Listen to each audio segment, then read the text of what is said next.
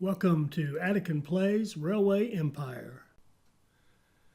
All right, welcome everybody to another Railway Empire video. This is Attican. We are going to go out and do a scenario on the East map set in 1910 1890 called Hunger for Raw Materials. And this one is sort of you can almost call it an all-encompassing kind of a thing because we have to do a bit of everything. City building, we have a special building to deal with, we have all this good stuff. Now, I've actually already played this once. I used a completely different starting strategy, and I'll try to contrast that for you as we go along. I did great the first time. It came out just fine, but this one was even better. And what I decided to do was use a rapid expansion strategy because this one, your first few tasks are grow your company, connect a lot of people, connect 5 cities, connect a lot of people. And what easier way to do that than with a rapid expansion strategy? So we're just going to take our capital city or our starting headquarters of Charleston and connect it up to Wilmington. And then we're just going to go as far up that East Coast as we can until we run into our competitors. We're playing against 3 very hard AI. They're very aggressive in this one, and they want to own the world, and so they do present some challenges. But basically, this is just going to be rapid expansion as fast as I can take it, taking advantage of these, faster trains in this later time period, so we don't run quite so many trains between stations. But we definitely want to hook up and grab as much turf as we possibly can. And here, I think right off the bat, we get a variation of the curlicue defect. There's this odd place where the track is just exposed, and there's those black and white lines are not going over it. And I think this is just a variation of the curlicue defect. You can see it coming up right there. It is. See that right there? That's messing me up. I can't connect the line. So right off the bat, our first one, we have a defect in the line, and we have to do a bunch of deletions in order to clean it up and get it going. So there's that track that really isn't there, but it's there. So less than perfect start, I guess, from that point of view, but no big deal. So we'll clean that up, make our connections, and then all the way through this, I'm kind of paranoid about the curlicue defect, as I call it. It will pop up at least once more, probably more than that, but we deal with it. So, all right, so now we can create a line, and we should have been able to before. There was nothing wrong with the other line. So start train from each end. And that's it. Just run a couple of trains. They're faster. They can cover the ground, and we don't have a lot. There's not a lot going on in that line because you don't have a meat beer kind of a thing.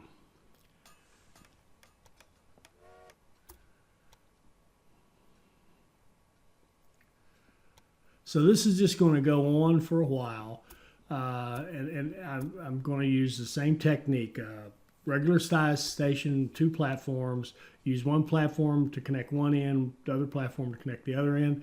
At one point, I actually even switched to small stations just to save money because I'm not running a lot of trains. I don't mind the fact that there's 2 lines coming into the same platform after a while. So it's all about grabbing as much turf as you can right off the bat, connecting a lot of cities and connecting a lot of people. But I'm really doing it more to grab the turf. I'm not so worried about that, connecting people or connecting cities or anything, because I know I'll be able to do that regardless of the strategy that we use. But I just want to grab the turf and have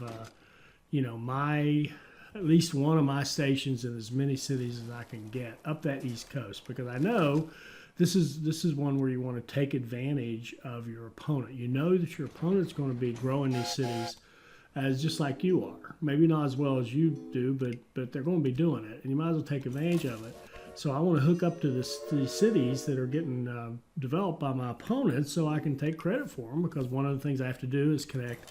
One of the bigger tasks in this one is connect to 10 cities with a population of 100,000. That's pretty good city growth.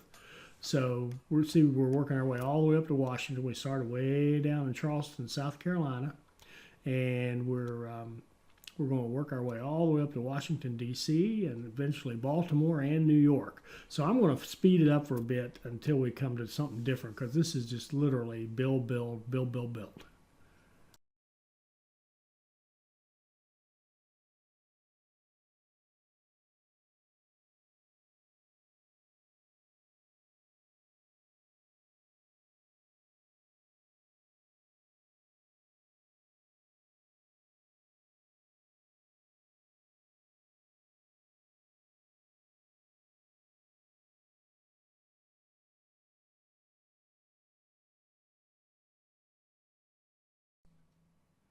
All right, so now we have moved ahead. We've connected Norfolk, we've connected Washington, we've connected Baltimore, and we've connected New York. At this point, decide to go back and get back in the South a little bit and start building out the connections down there, because we don't want to work ourselves so far up the Northeast that we forget about our home base here in the South and have one of our opponents come in and grab all the good stuff away from us. So now we're going to connect up Charlotte and some more cities in the South, in the Southeast. And it's just more, I'm literally just building stations, connecting them up, and running a couple of trains between each one to get some profit going, to get some revenue going, but mainly, like I said, to grab turf. This is a rapid expansion strategy. So I'm going to speed it up again while we go through some of these till we get to the next thing we do that is remotely interesting.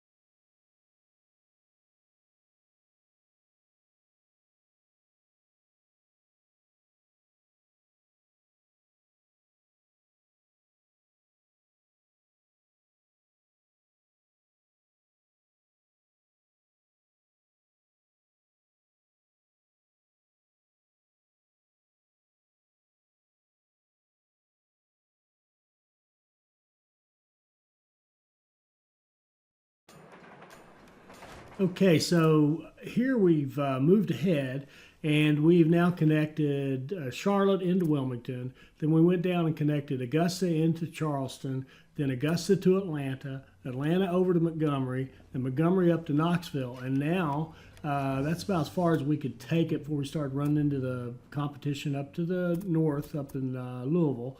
So now we're thinking about, okay, it's time to grow these cities. So building a connection here, wheat into Atlanta, because there's beer in Atlanta and there's meat over in Augusta. So we're going to take advantage of that and have a nice little two-city cluster beer meat line between Augusta and Atlanta. So we're setting the stages for that with this wheat line. And I have to confess, I did the most stupid thing. I'm fast forwarded through it, so you didn't have to. I didn't want to be so embarrassed. I wanted you to actually see it. I didn't want you to actually see it, but I'll fess up. I actually connected a cattle line. There you can see it up there. A cattle line to Knoxville, even though Knoxville doesn't have a meat industry. Now, I guess I could have at some point, when I had more money, put a meat industry in there, and had it ever come to that, I would have. But it was just such a stupid line as a testimony to my own lunacy. I left it up there. But anyway, so here we are. We're going to run wheat into Atlanta and start the process of growing some of our cities. Now we've got, let's see if I can do a count off my head. Charleston, Wilmington, Norfolk, Washington, Baltimore, New York City, Charlotte, Augusta, Atlanta, Montgomery, and Knoxville. We've got 11 cities connected, so we've obviously hit our first goal, hitting 5 cities. And we've got 11 cities connected, and we're off to a great start, really good rapid expansion. So we've got a good presence in the Mid-Atlantic. We've got a really strong presence down in the Southeast. And I left off Jacksonville, so it's 12 cities we had connected. I forgot about running down there to the south and hooking up with Jacksonville. So we've got 12 cities in our rapid expansion, looking good. And now we're going to set up a classic two-city cluster, Atlanta and Augusta. And we're going to use a warehouse just to clean things up. The main purpose of this warehouse is just so we won't have so many lines running in there from all over, trying to avoid spaghetti lines. However, as we'll see, it does have some congestion issues, but it works just fine and grows the cities. So we're going to run that warehouse, and we're going to put logs and wheat and milk and veggies and what else do we put in there? We'll see in a minute. But corn and I think maybe fruit. So kind of your classic little building block stuff. So there, by using that rapid expansion, it made that 600,000 goal for people easy, because we've got 12 cities, so we're going to need an average of 50,000 a city in order to hit our goal. So we're there. We got over 100. We had like 115 or whatever in Charleston to start with, which was nice. So here we go. Now we're setting up our warehouse. And by the way, at this point, I haven't put maintenance on anything. And some of you have asked me about that. Do you just forget putting maintenance at the beginning? No, I don't. I intentionally do not use it at the beginning because there's just not enough money. If you put maintenance on too soon, that 80 grand for a maintenance shed is a huge amount of money in the beginning. There's a point where it's not such a big deal anymore, and that's when I really started putting maintenance on everything. But in the early going, I actually didn't do maintenance on anything. These trains will repair themselves kind of out in the field, out on the line. I don't think you want to run that way, although I have seen good players who literally don't use maintenance sheds at all. And the one advantage to that is you don't get that congestion in the station with the repairs. But the disadvantage is your whole line breaks down, and it's just sloppy to me. So I like to have the maintenance in place, but I don't use it right off the bat. And in this one, I pushed the limits. I still have not created. I don't believe at this point there's a single maintenance shed out there anywhere. These trains, there's supply towers, but no maintenance sheds. And we're just going to keep running that New York. I think it's called a New York American or whatever that first train is. It's really an express train, but it's got decent tractive power. It can haul freight as long as you're not on a terribly hilly spot. In fact, later on we'll see an example of where it's the hills are too much for it, and I shift over to a true freight train. But basically, we want to run this nice cheap train the whole time. Why not? And now we're setting up the classic warehouse. We're setting up the line that runs a dedicated line going into Atlanta from the warehouse. We'll set up a dedicated line to running over to Augusta from the warehouse, and we'll bring all of our stuff in. Now, my critique on this particular one is the same one, and I apologize, I can't remember who it was pointed this out, but it's probably a better idea if you're going to do a two-city like this to have one line, one platform shared by the two cities, and have three lines open to bring your stuff in, because it's harder to get the stuff in than it is to get the stuff out. And you'll see later on, kind of spoiler alert, they're going to have a traffic jam here. Predictably enough, I think we did one similar to this in one of the other scenarios, and sure enough, got the same kind of traffic jam. And that one was a three-city cluster, as I recall, with Montgomery thrown into the mix. We didn't throw Montgomery into this one. But at any rate, that line right there, you're seeing I'm just now making, a lot of stuff's going to come through there, and it's going to get crowded. But no, not a problem. It worked just fine, but it does definitely slow down how fast you can get the goods into the warehouse and how efficient you can be. So I think if I'm going to do this one again, I might set up the exact same warehouse, but I might use three lines for my incoming freight and just one line for Augusta and Atlanta to share for taking stuff out. Because if you can't get anything in, you can't take anything out. It doesn't matter, right? Your rail network is constantly expanding. The number of your trains is increasing. Okay, we just crossed 30 trains, which, we knew that one wasn't going to be exactly a challenge. So, again, we're off to a great start. We're doing just fine, setting up our warehouse, getting into growth mode a little bit here. And we've got other videos that show you how to set these warehouses up. I'm trying to do the little stub deal, where you put the supply tower and then you run everything through it. and it just it didn't work. It didn't work. That's I'll just put it at that. Leave it at that. It didn't work. So now I got to deal with this bridge because you can't. Your bridge can only be too wide. So now you got to kind of build a special little line over here and make it a little bit ugly. But that's all right. It's what it is. I've sent somebody to you to keep their ears open. These guys, the AI competitors, constantly were ripping me in the press and trying to drive my stock price down. I mean, it was just constant abuse from these guys. Fake news, I guess we would call it in the U.S. these days.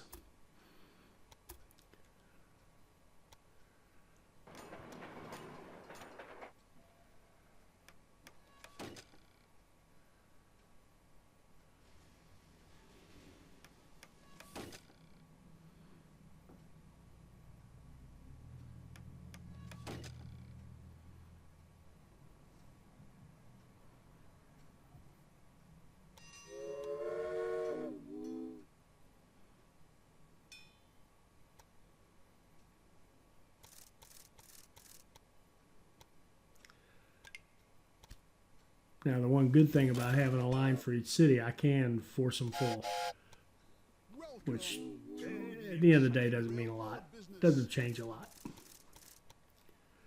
All right, so again, we've seen these setups before, so I'm going to move ahead again. It takes a long time to play this one. I'm going to move ahead again to the next kind of interesting thing that happens.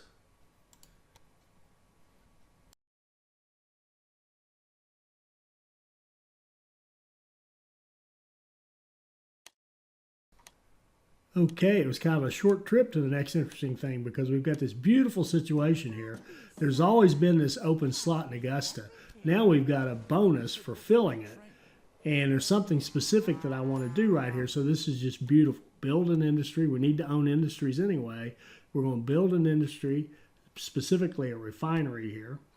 And we're going to make sure, first of all, that we have enough money to do that. So we're going to go out and hit the bond market. And we're going to repay one bond, take out a bigger one, and now we've got plenty of funds, and we're going to put a refinery in Augusta because one of our objectives is to ship 100 loads of petroleum. Well, we need oil to make the petroleum. Oil feeds the refinery makes petroleum. And then we've got this special building in Charleston called a trade warehouse, which gives us demand for that petroleum. We're going to run a line out here. We're looking for the oil. There's oil right there. It is. So we own that refinery, and of course we're going to own the oil well as well, because we have to own 10 businesses. It's one of our objectives. And it's a great idea to own these anyway. We want to own the entire supply chain here. So we're going to own the oil. We're going to own the shipping of the oil to the refinery. We're going to own the refinery, and we're going to own the shipping of the refined oil, which becomes petroleum, into Charleston for sale. So we're going to set up a little another station because we're running out of platforms and space, and we want to come in kind of to the north for this. And we're going to set up a nice little line, run oil over to Augusta, use Augusta refinery to turn into petroleum and ship it to Charleston.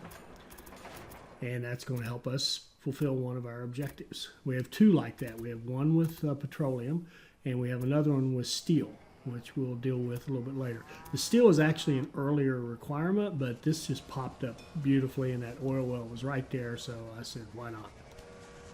And in fact, in contrast, I told you I'd played this one other time. Before I actually started, that was the first thing I did in the whole mission. I placed the refinery, I bought the oil well, and I set up the oil delivery line.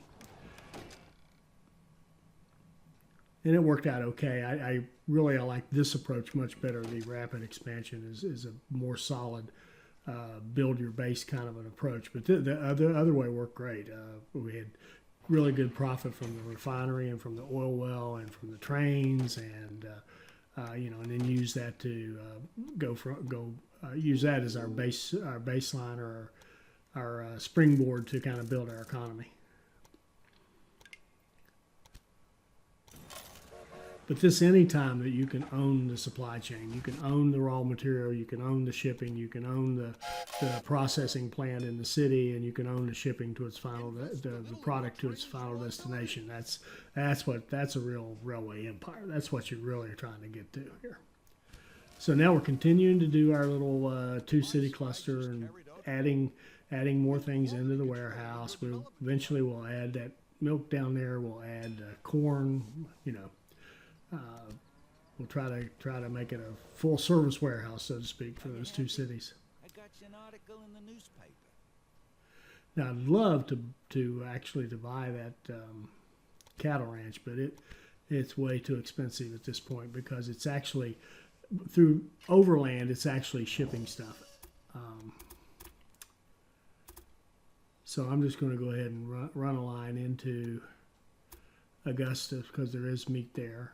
And we've got to get that meat beer thing going between Augusta and Atlanta.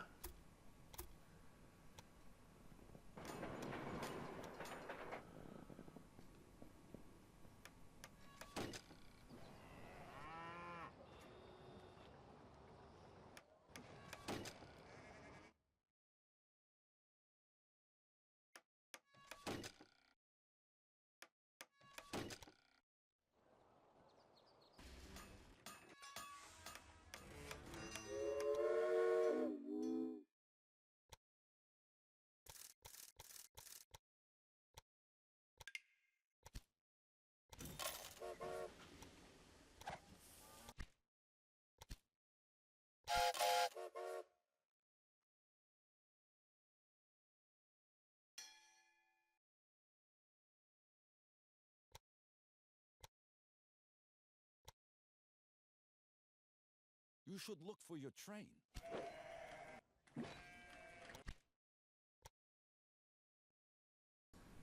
One thing we'll do pretty consistently all the way through this, anytime we see the opportunity to place a museum, down it goes, because that's 10% demand satisfaction relief. It's easily the most powerful building in the game.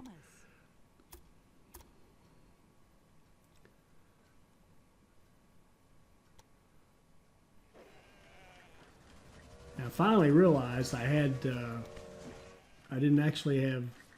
Well, excuse me, I'm ahead of myself. But now we're connecting that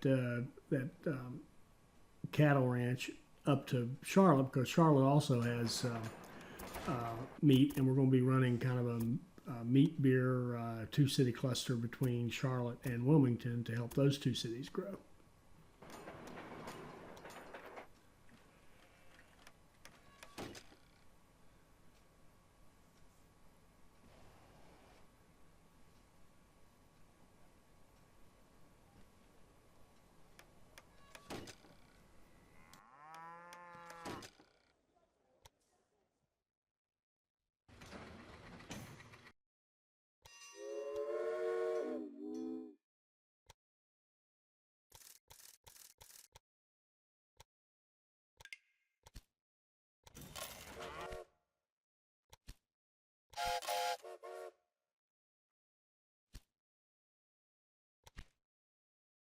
There's still room for a station here, don't you think?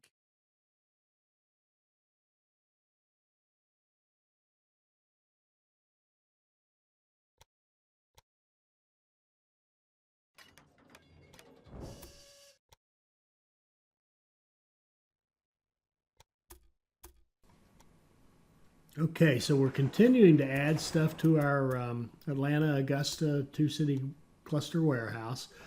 And I think I'd like to speed it up again until the next interesting little thing happens.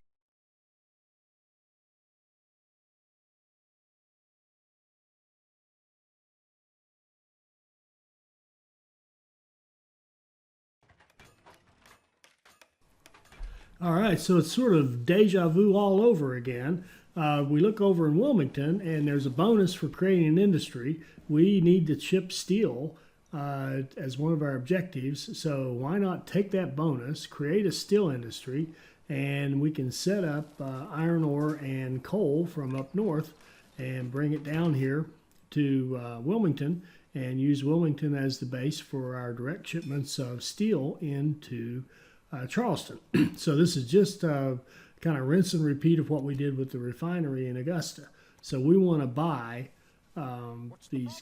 these raw materials because again we have to own 10 and it's just a good practice to own this stuff. This one's a little bit expensive. I frankly seems like it's a little overpriced, but be that as it may, we're going to bite the bullet and buy it. And I've probably said this before, but the AI seems to leave you alone on these raw materials. Once in a while, there'll be one that they want. But typically they won't bother with those, and it's a good way to get your, if you have a requirement to own X number of industries, a good way to get a good jump on that is to buy any kind of logging sites you can find, and the mines like cement and iron ore and coal. And those are good ones. Probably salt would be good too. It seems like we never get to salt in this game. We're always done before salt really comes into play. Okay, I'm trying to expand and I can't because I'm actually out of room. I've got an industry right up against that, and I don't want to delete the industry, so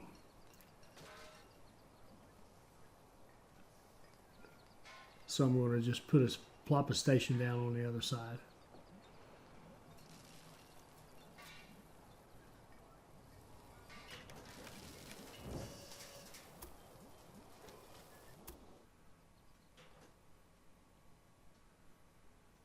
We're going to run it all the way up to our iron ore, which we own, the mine that is, the quarry, and pump that iron ore down to Wilmington, to our nice new nifty steel industry. And then after that, of course, we'll go up and grab the coal and kind of rinse and repeat the process, buy that coal and coal mine, and run coal down to our steel industry.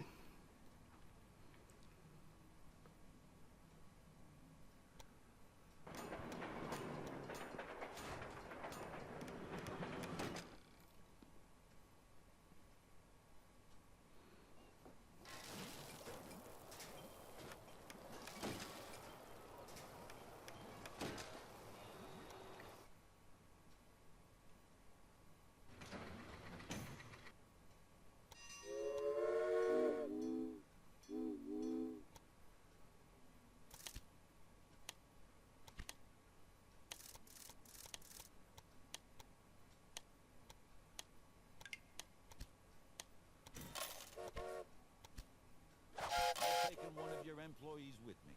You don't mind, do you? Oh no, it looks like one of your trains has a problem. Now, see, I find that interesting that iron ore was around 700 grand, and this coal mine is less, even though it already has one of our competitors hauling stuff out of it. So presumably it's producing and making money, yet it costs less. I thought that was interesting. Not sure I totally follow the pricing structures in the game. Why did no one else bid at the auction? But now we own the coal mine, and we can run our line down to our steel industry and make money producing the coal, shipping the coal, producing the steel, and shipping the steel.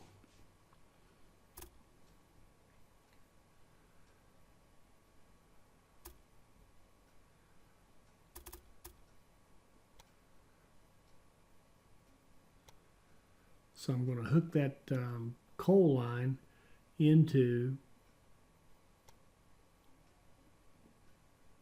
the existing iron ore line and use it to bring both goods down into Wilmington.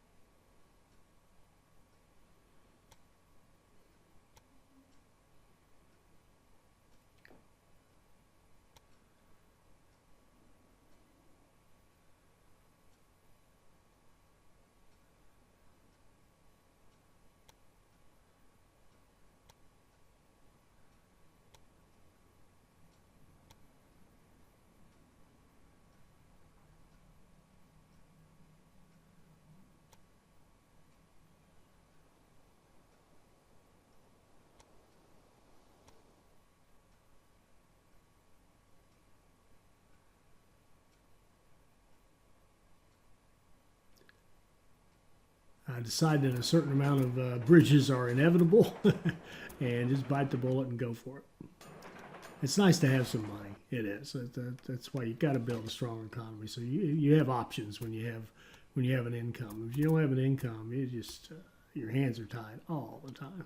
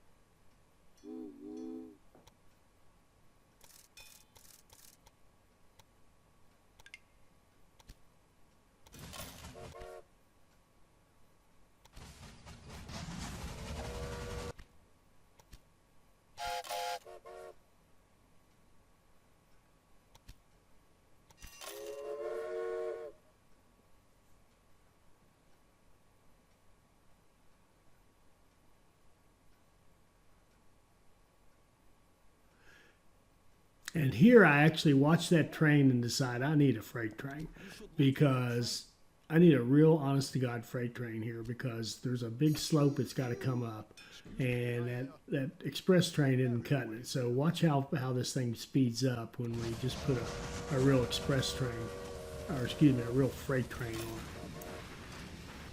And that one was a little bit late because that was actually, I think it was over the hill at that point.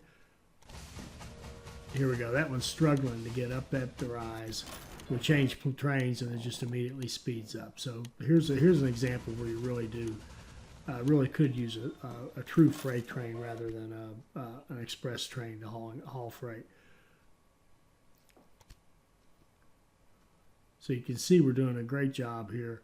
We're starting to ship. Well, we haven't quite shipped steel yet because we've just now started moving the coal, but we will start shipping the steel. We're already well into the petroleum.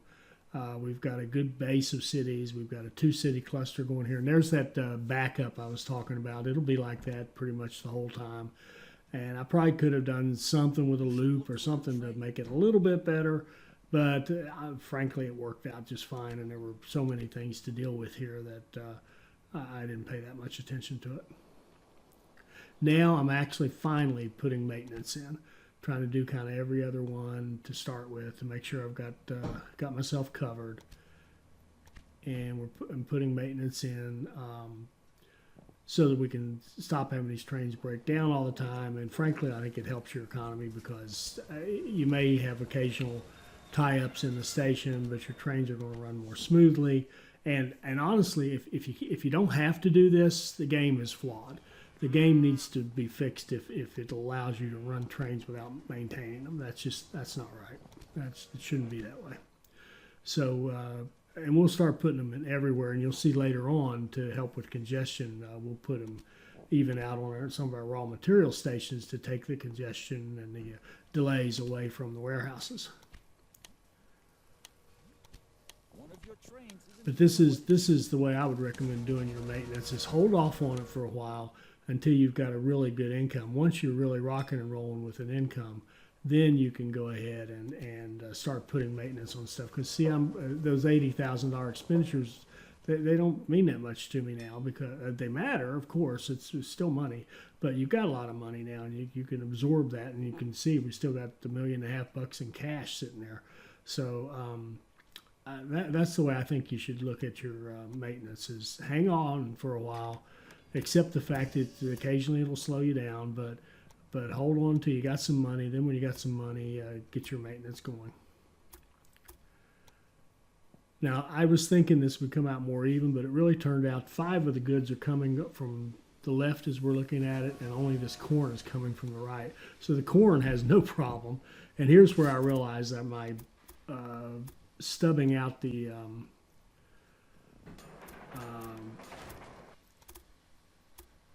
line so you can put that tower there just didn't work. If you're not going to stub the whole thing, then you can't get that 4th line to hook up with the supply tower unless you have the other 2 lines in between it. So I end up just saying, who cares? I'll just build another supply tower.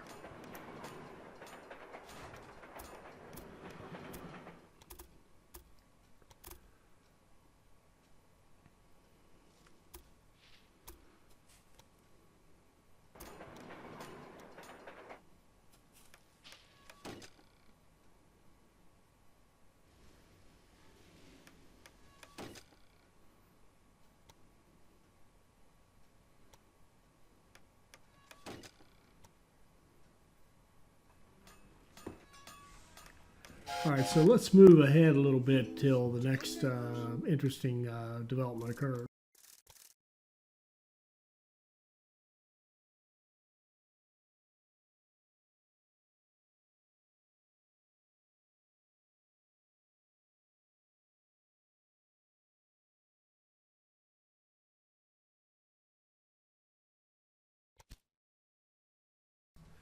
Okay, so taking stock of where we are, we're starting to ship the steel.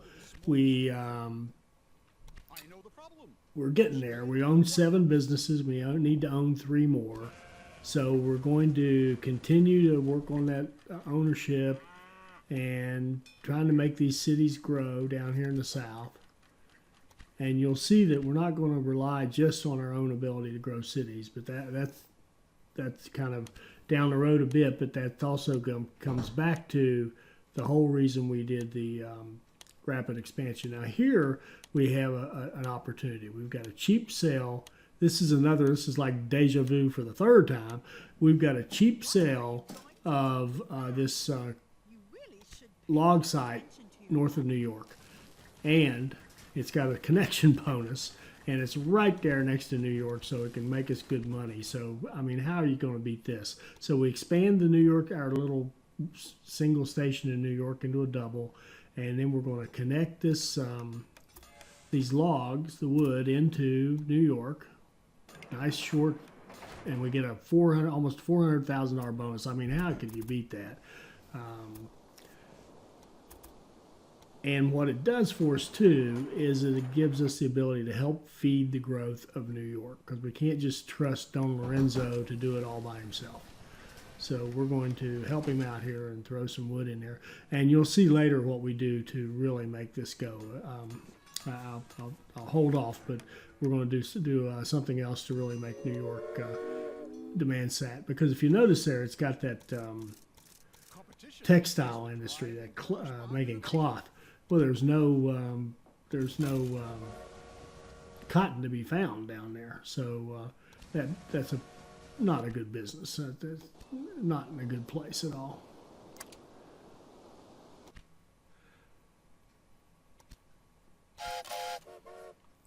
Now these flat simple runs like this, I keep right on running that nice cheap American. They do just fine. Don't need that expensive Columbia for those.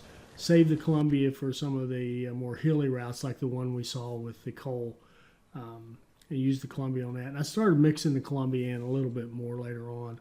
I really kind of like to run one train everywhere, but sometimes you got to specialize.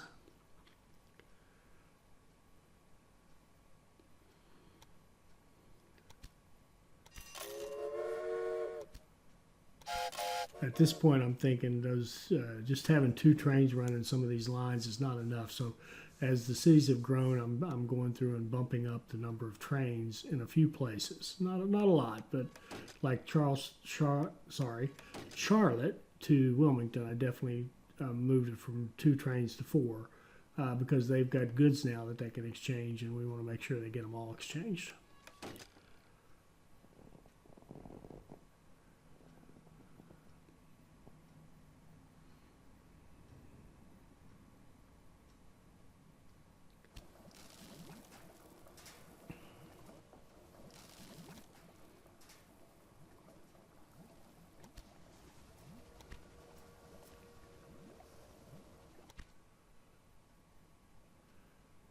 just poking around, seeing what else I can buy, what other foolishness I can get into. Like this brewery, see there, that's just too much for that brewery. It's a worthless brewery, and it's getting all worth all that money. No, it isn't, not to me. So we'll pass on it. But we're getting steel, we're getting petroleum. We still need to own a couple businesses or so. So we're working on that.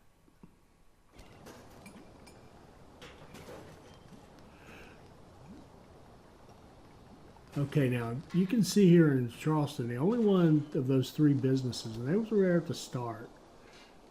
And that tool maker, I decided not to bid on it because it's working. Now you'll see what I'm going to do here. I'm going to bid on the chemicals. Don Lorenzo's going to jump me. I'm going to bid it up again.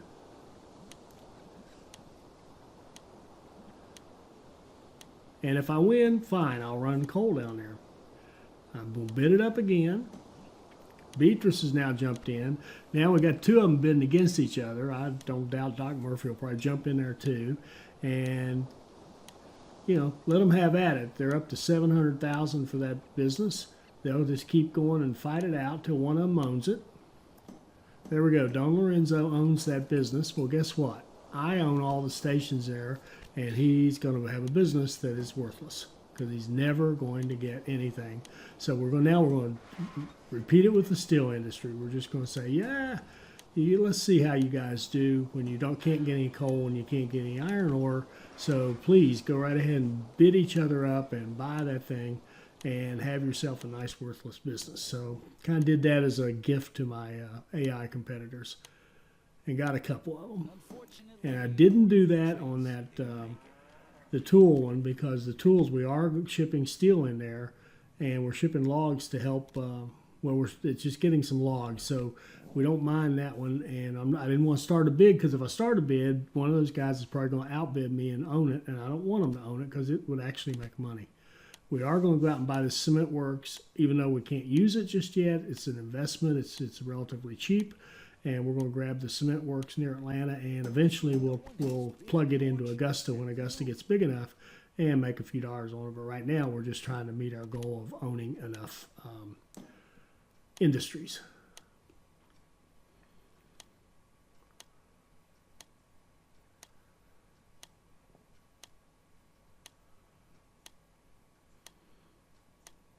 And Jacksonville, I kind of, shame on me, I kind of forgot about Jacksonville. It was, and there you can see Doc Murphy bought the steel industry, but he's not going to get any, I'm not going to give him anything, so he's not going to be able to make any money out of it. He's not going to get iron ore, he's not going to get coal. And why do I say that? Because, again, I have the only two stations. They can't build one. So now I'm looking at, okay, what's it going to take to buy out one of these guys? Because that's something we got to do. And I'm trying to get an idea of how big a bond I can raise. So how much money can I come up with? And it's just not time yet. I want to try to do it as much as I can in one fell swoop, by as close to 100% as I can in one big gulp, because when you get in that loop where you buy a part of it and then you keep buying bits and bits, the other company the company you're trying to buy, the value of it just keeps expanding while you're trying to buy it, and it just becomes a very ugly thing. So you really have to outgrow these guys in order to buy them out.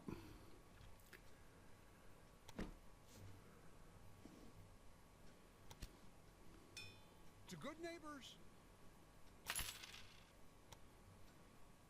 Okay, so we can see that we just don't have enough. We're not big enough yet to open up big enough bonds to really take a chunk out of a company. So what we've got to do is keep growing, keep expanding, and get bigger so that we can eventually buy these people out. All right, let's wrap up part one right there, and when we come back, we'll finish off this playthrough and see how we did. I hope you enjoyed this. I hope it'll help you become a better player, and I hope you'll join us for our next Railway Empire video. Thank you.